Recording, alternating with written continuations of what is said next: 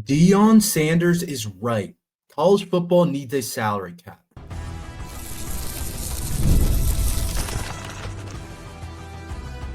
You are Locked On Terps, your daily podcast on the Maryland Terps, part of the Locked On Podcast Network. Your team every day. What's up, everyone? I'm Tre Moore, host of Locked On Terps, part of the Locked On Podcast Network, your team every day. So thank you guys for making us part of your day. And today's episode is brought to you by the Gametime app. Download the Gametime app, create an account, use code Locked On College for $20 off your first purchase. So we have a little bit of a different topic today, and I want to talk about what Deion Sanders said about college football and how it applies to Maryland football and why I think it's actually really true. So Deion said that college football needs a salary cap. And you guys all know Coach Prime, head coach at the University of Colorado, has turned that program around. I don't think I have to tell you guys much about Coach Prime and who he is. I'm pretty sure you guys all have a good idea, whether you like him, whether you don't like him. I know there's a ton of mixed opinions on Coach Prime. He's going to say what he believes. He's going to say what he is really feels. He's not going to hold a lot back. He's an interesting type of guy, and he definitely says things how he sees it. And he had a really interesting point that he made the other day that college football needs a salary cap. And I agree, especially, and I think Maryland's a really good example of a team that needs a salary cap and that would really level out some of the way college football is right now. Even before we had this NIL and all this money and all these different things, the Blue Bloods were still the Blue Bloods in college football. Like Bama was still really good. Georgia was still really good. A lot of these teams were still really good, but these teams outside of the Blue Bloods still had a chance to be able to make their move, to be able to do different things, to be able to be a good team in college football, to be a good team. And it wasn't just how much resources does our college have. It was more about the coaching staffs. It was more about some of these different things. And I'm all for college football players making money. I'm all for that. I think that's important. And college athletes in general, I'm all for the ability for those people to get paid, because that's important because of the amount of revenue that they're bringing in. But there is something to be said that right now college football is so disorganized, and a team like Maryland, and when I look at this roster and I kind of look at what's happened to a Maryland football team, it's really hard for us to be able to realistically compete in the Big Ten, to put together a good enough roster to really do that much in the Big Ten. And you guys know, I'll always tell you, I'll be 100% honest. I'll say it how it is. I'm not going to sugarcoat too many things for you guys, because there's no point. Why am I going to sit up here and lie? Other people can do that for you and can kind of give you the stretched out truth. But it is almost impossible in how today's college football is set up for a team like Maryland to be able to compete in the Big Ten, to be able to make their move in the Big Ten, to actually be able to really rebuild this thing and head it and get it going in the right direction, because of the way the NIL market is working. And some teams just have so much money to work with. Like when you think about some of these teams and how much NIL and how much NIL money is going to their collectives, and how much each athlete's getting paid, and how much each college can guarantee because of their donors and different things like that. Like the Michigan case, where Bryce Underwood, the number one quarterback in the class for Michigan football in that 2025 class, of freaking nature or freakish talent, was committed to LSU. And Michigan was like, we got $10 million to pay him. You can't say no to that. Like different things like that are happening now in today's college sports and college football, that it just makes it really tough for a team like Maryland to be able to really be able to compete in the Big Ten. I'm not saying we got to be as good as an Ohio State or anybody like that. Before the NIL world, we weren't that good either. but it's just becoming so far-fetched because the resources are just so disproportionate. Like when you look at a team like Maryland versus a team like Georgia, where they can just spend so much money, and we know the world revolves around money. That's just the way it is. If you're a college football player, I would try and go somewhere where I'd make the most money too. Because you don't know how long you're going to be able to play. A lot of people are only going to get a chance really to play in college. A lot of people aren't going to make it to the NFL. And even if they do, that money quickly becomes a lot less than what you think. Like there's so many players that have become broke. There are so many players that end up not being able to live the life they should because they didn't handle the money the right way. And obviously that's not exactly kind of obviously you want to handle your money the right way, but it's not like money grows on trees basically. And I think we all know that. And if you have a chance to play the sport you love and make millions of dollars doing it, people are just going to do that. So I think Deion Sanders said a really interesting thing that he says, I think there should be a salary cap. And I think that makes a lot of sense because we're already getting into a world where it looks a lot like pro sports in college. A lot of different things look like the pro kind of version of college sports. It's starting to look like the NFL. Like you can't tell me the portal isn't basically just free agency. Like that's what it is. It feels like almost everybody in a program basically goes through a portal at a certain point in time. Like that's honestly what it feels like. Like a lot of Maryland's roster is guys they got from the portal. A lot of these teams' rosters are guys they got in the portal. And so if it's going to have this kind of way, and the NFL evens it out because they have a salary cap. And so it's not like just because the Jaguars in a certain market and then they let's say a New York team is in a certain market, they're not just going to get a larger salary cap because the Giants create more revenue because of where they are in terms of their market, like in all those different things. And when you look at baseball, the salary cap isn't a thing, and it's like the same teams are really good every year, and the same teams can't get out of a hole. Like take the Marlins, for example, and take the Dodgers, for example. Those teams are going to be good every single year. And it's kind of starting to look like baseball, like college football in the NIL market looks a lot like baseball. The Dodgers are the teams like the Michigans, the Georgias that can just throw around as much money as possible. And there's a team like the Marlins or the Rockies that aren't in these big type of markets that just get stuck. They get stuck. And I think this compares a lot to Maryland football because even when, this is my thing, I think Mike Locksley's done a pretty good job recruiting. Even when we recruit well and we were able to actually get guys to commit, like that's not even really all the problem. It's the ability to actually keep people is almost impossible in today's game. Like if you look at Maryland's recruiting classes over the last couple of years and their top recruits, a lot of those guys are just gone and just end up leaving. When you really look at it and kind of see how it goes, a lot of those guys just end up leaving, and that's just what it is when we see it. Like when you look at Maryland's 2024 recruiting class, Brandon Jacobs, our top player in that class, gone. There's other guys, Terez Davis, who ended up being a really awesome offensive lineman that I thought a really bright future for us, gone. Dylan Wade, a kid that I was really high on, gone. Like these guys, like we're able to get some guys, but it's impossible to keep it in today's college football. So that it always evens out to the great teams being better. And I don't think college football is a blue blood sport. Like the blue bloods are going to be good. That's just what it is.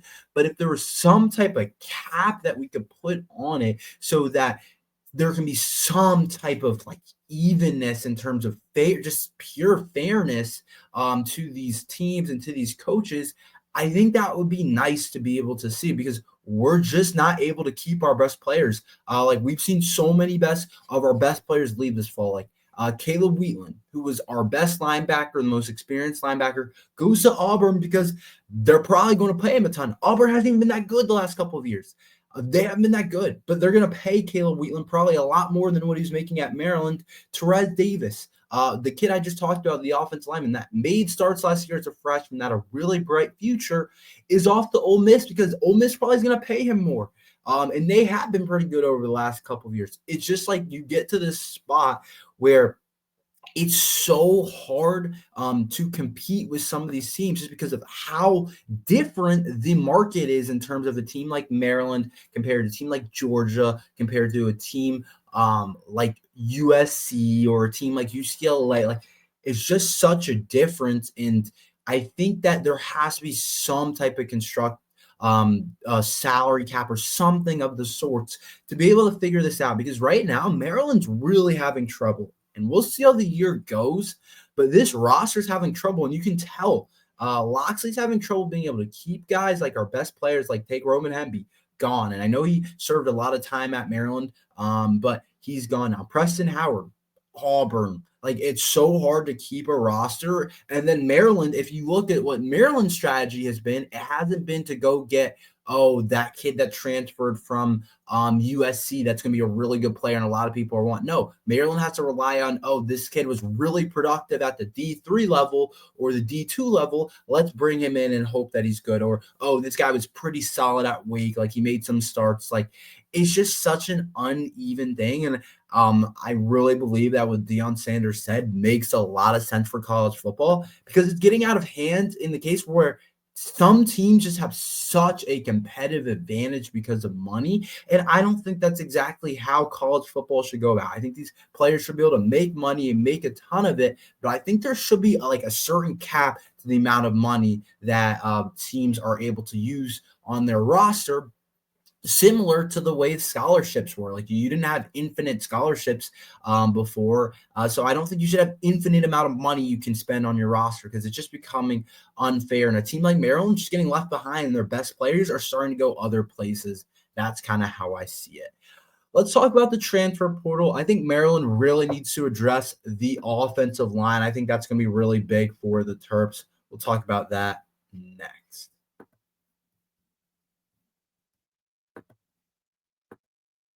There's nothing like the atmosphere of an NBA playoff game. Every bucket, every defensive stop, and every moment feels huge. It's electric in the arena, and with Gametime, you can be part of it without the stress of last-minute ticket hunting. Gametime makes it fast and easy to get playoff tickets, even when the demand is sky high. Prices on the app actually go down as tip-off gets closer, and their last-minute deals can save you up to 60%. Save up to 60% off buying last minute for sports, concerts, comedy, theater, and etc. The all-in pricing means no surprise fees at checkout, and what you see is what you pay. Take the guesswork out of buying tickets with Gametime. Download the Gametime app, create an account, and use code LOCKEDONCollege for $20 off the first purchase. Terms apply. Again, create an account, redeem code LOCKEDONCollege for $20 off. Download the Gametime app today. Last minute tickets, lowest price guaranteed. So we're back at it again with Maryland, I feel like, needing to address the offensive line in the portal. And this isn't what I wanted to happen. This isn't what I wanted for the Terps, because I thought we had such a solid foundation for the next couple of years on our offensive line. But I think we're back to saying you're going to need a couple more pieces, because I don't feel good about Maryland's current offensive line. So Maryland lost a couple different players on the offensive line to the portal. I talked about it. The big one to me was Terez Davis, the tackle. And tackle's the most important position on the offensive line. A lot of people would say it's one of the most important positions on your teams. Like, it protects your quarterback in a lot of different ways. If you have poor tackle play and some of the edge rushers you play in the Big Ten, like, you're going to get feasted on. You're going to lose games. It's going to really hold you back. And Terez Davis showed a future, I thought, of potentially getting to be an all Big Ten type of tackle. I really thought he could have done that. The amount he was playing, the level that he was playing at as a freshman, I always say it, playing as a freshman on the offensive line, that ain't normal. And Terez Davis was doing that, and I don't blame him. Like I talked about the first time, I don't blame him to go to Ole Miss. They're a really good program. They're doing a lot of good things. It probably made sense for him. He's probably getting paid a good amount of money. Like, I don't blame him at all for doing that. But I do think that it definitely hurts Terez, or it hurts Maryland, that we lose a guy like that on the offensive line, and it's another spot where we don't feel as good at. And Tamaris Walker, I thought had a chance to probably he played last year as a redshirt freshman, thought that he had a chance to play this year at the guard spot, and he'd been here for a little bit now and have been for 2 years. So you lose a guy like that, you're just losing a lot up front, and maybe somebody else can end up leaving too, where now there's just not a whole lot I feel great about. Alan Heron played last year a tackle, and that didn't look great. Allow Bow played last year, didn't look great. Isaiah Wright was injured all last year, was out the whole year. Ryan Howerton, if he starts at guard or tackle, he's still young. Rachel Perry's a transfer. He hasn't played at the level, the Big Ten level. Like, we're back at it again where I just don't feel good about anybody on the offensive line. I don't feel good about anybody. I'll be completely honest. And you want to feel good about one or two pieces. Like, the offensive line does feel like the kind of position group that's always going to be like, I'm kind of always unsure about it. Or, we like these couple guys, but we're just not sure how it'll come together. But this was my thing before. If you guys remember, I talked about it a while ago. I feel like this was my thing before when we had like 8 or 9 guys, freshmen. Like, we had guys I felt good about. We have Jalen Gilchrist as well, the talented freshman. When we had Terrence Davis, when we had Tamaris Walker, I was like, okay, I feel like we have 8 or 9 guys that I think can play. I don't know exactly how it's going to actually come together, how it's actually going to work, but I feel like we have a lot of different players that can play, that potentially can get the job done, that can do it at a high level, where I was like, it's almost trial and error that there's 8, 9 guys in this room that have played in the past, 4 of whom started last year, 3 of whom started last year, 2 of who are transfers, another 3 who are really talented recruits. It's like we're playing trial and error. Somebody, like, we got to get a couple of them to work out pretty well, where I felt like we had depth there and we just had enough guys where it's like somebody's got to work.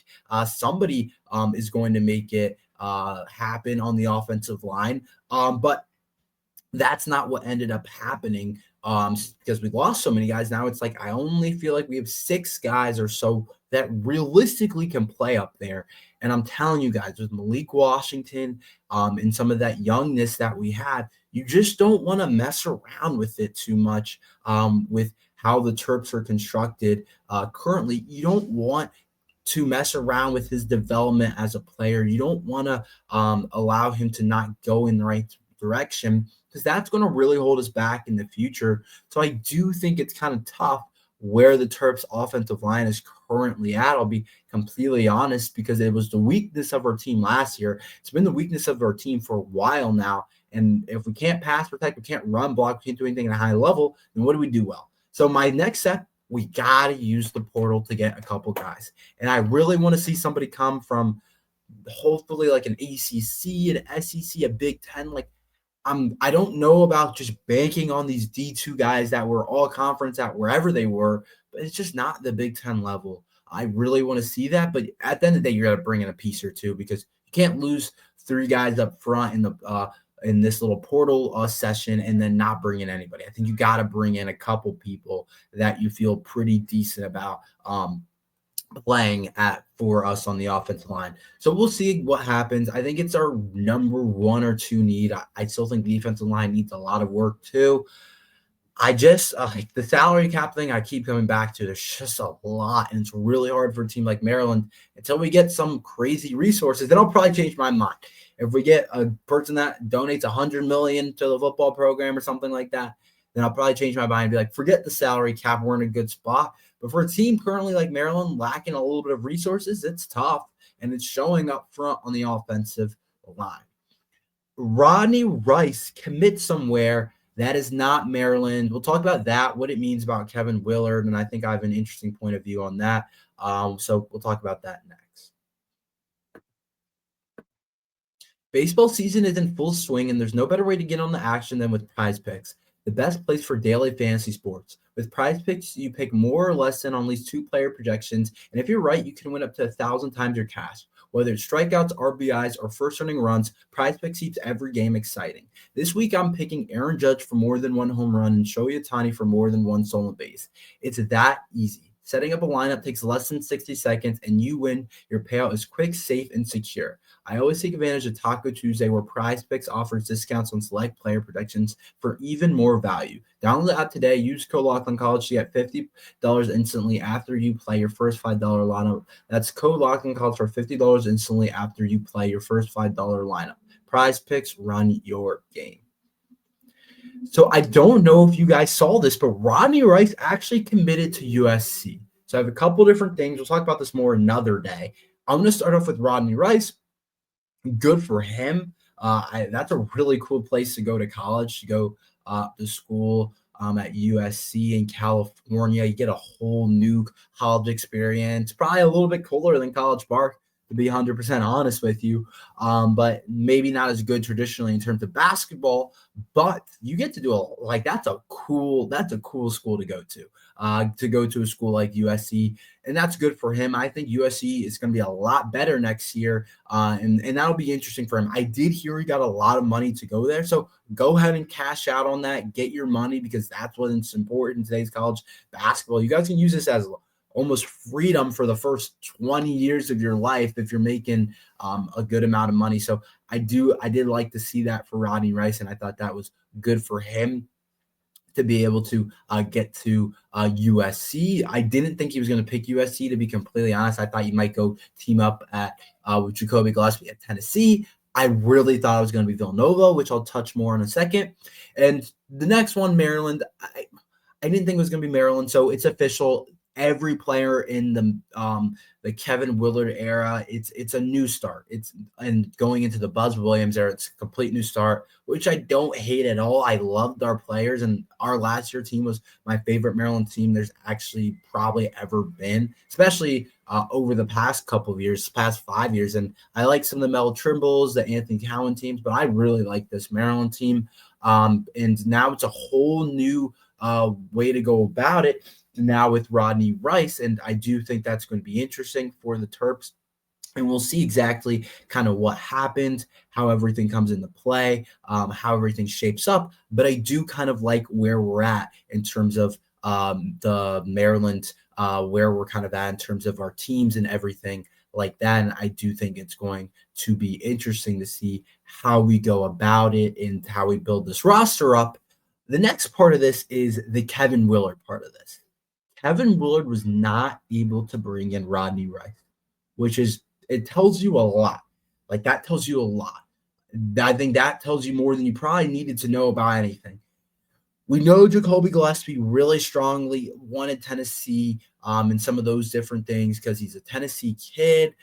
He considered Tennessee before picking Maryland. There's a lot to point to be like, Gillespie might not follow Willard. He might end up going to Tennessee. Like, there's a lot of different things that we saw that made sense for me to be like, okay, the Tennessee thing for Gillespie, I get it. It makes sense. That's something that he wanted to do. I understand that. But this Rodney Rice thing, I was almost sure he was going to go to Villanova. He had a great season. I thought Kevin Willard did a good job of putting him in good positions to score, to be able to be his best. Kevin Willard trusted him, entered him in the starting lineup pretty soon into the season. And we're seeing that nobody from this Maryland team, not Gillespie, or nobody from the starting lineup, not Gillespie, not Rodney Rice, followed Willard to Villanova. And right now, Villanova, they brought in 3 guys that haven't proven anything. Like Malachi Plummer hasn't proven anything. Pierce hasn't proven anything, the big dude. And then Christian Jeffrey is a high-level recruit. Like, yeah, those are guys that are decent, but it's nothing like picking up a Rodney Rice or Gillespie. It just shows that Kevin Willard, the way he ended it, people want to be around that. And they didn't want to go back to that. So I think that's really interesting. And maybe Maryland dodged a bullet long-term with Kevin Willard. Maybe that'll be a topic for another day, though. That's all we have for today.